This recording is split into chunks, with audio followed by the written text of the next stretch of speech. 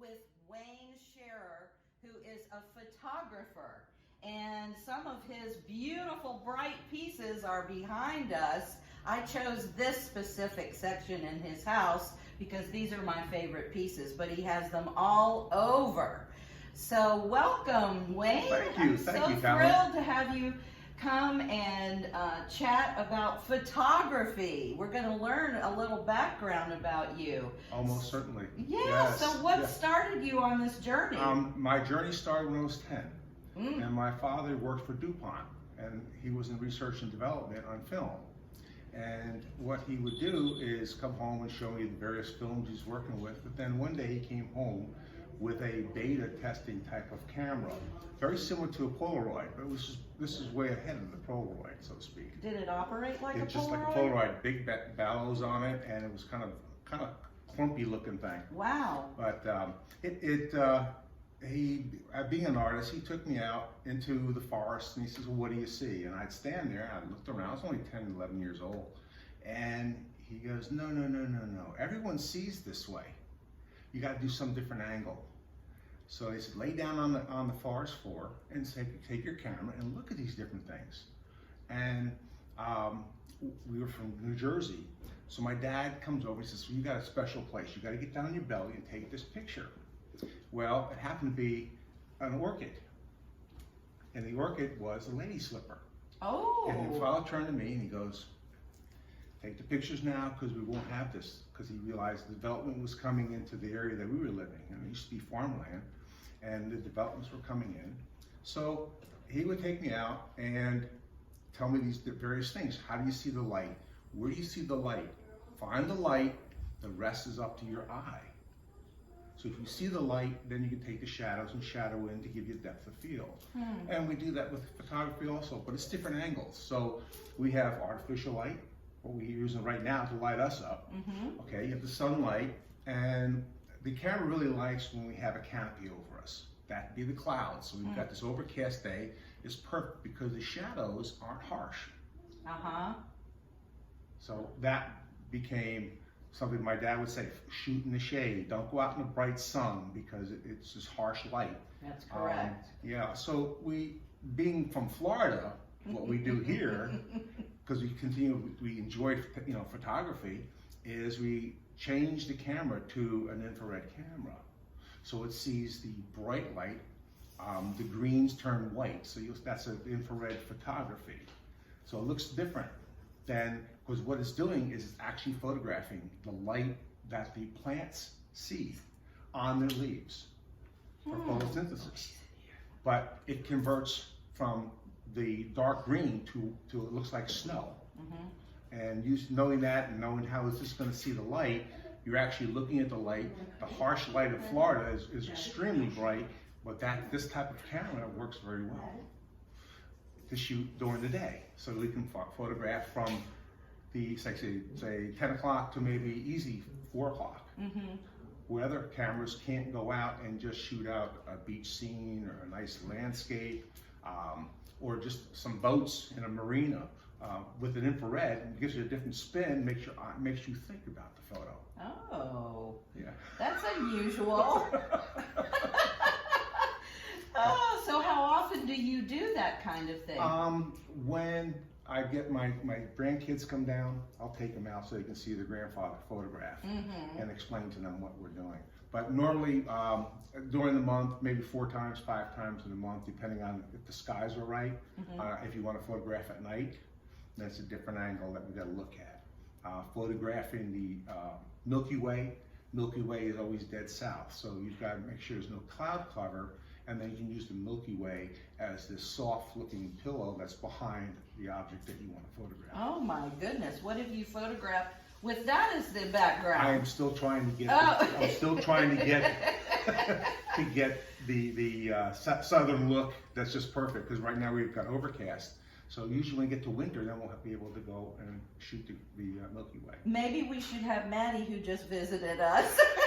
Yeah. Somebody hold her up in the foreground. That's right. Oh my goodness. Tell me about these. These are just incredible. These 2 photos, and they are photos, were photographed in the Antelope Canyons out in Arizona. And the way you see the colors in here, our eyes don't see that color. The camera sees it. Really? So when you look and you're down 60 feet or 70 feet, and you take the camera and you actually photograph up towards the light from a shadowed area, and you actually get these colors. So the lighter colors are up higher up to the surface. And then the darker colors, you'll see the purples come in. That's down about 60 feet below the crevice that is up above. Wow. So the rock is not this color. No, this is what the camera sees, because just like when you dive in the ocean, as you go down, the water filters out the different layers. The reds they go first, and then the other colors start to go away. As deeper you go down, now it becomes more of a black and white. Our eyes see the black and white. The camera sees this. Wow. So this is different levels, and depending on how the camera is set up, different heights of different colors of level. So we could market this to Elon Musk and tell him that he could use this to tell people this is Mars. Yeah, that's right. Yes. He's already it looks been like there. Mars. Yes. Yes. So it's a wonderful place to go. You really can have a fun time in the canyons. What's interesting, as we climbed out of the canyons, we walked along this crevice, and the crevice was only about maybe a foot wide, maybe in some places maybe 2 foot wide. But down below is what the floor we were at, down 60 feet. But Now you've also photographed a lot of all over, even Yes. in Europe and Italy, and tell me what is your favorite place that you've that you've they're all gone favorite. and done all kinds I would of. love to go back to Italy. Yeah. And photograph Italy, because I just understood more about the light, and there's new mechanisms that we have now for cameras that can help us shoot in a very dim light and a very bright light. It actually it's almost like a computer that sits on your camera. Excellent to use. But I liked Italy. Turkey is just remarkable. Turkey is a remarkable country because of the history. One of my favorites was China. And going into the mainland of China, and I purposely stayed to the west part of China because I wanted to go to Tibet. And that was a thrill, because these people are living like they were living maybe 300-400 years ago. It's just wonderful to talk to them, even though I don't speak Tibetan. I had a translator with me that would speak, and we have communications which they would say where to go, and maybe you want to go to this monastery, and it was just remarkable. Step back in time. I went into one monastery that was over 1,200 years old, and there was frescoes on the wall that were between 900 to let's see, I think they said it was 975. Yeah. And what were those frescoes of? Did you get to? Were you allowed to take? No, not in any kind of religious place you're allowed to take, unless you have special permission. Yeah.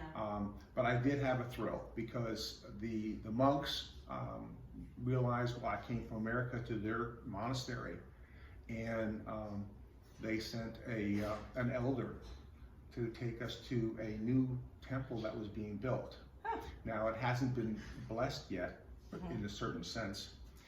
So when we were there, the monk looked over at my translator and said, he can take pictures in here. So I've got pictures of inside of this massive building. What a treat. Yeah. Had any other photographer been there before to photograph I this? have not seen photos like this. So you think you were the first? I might have been.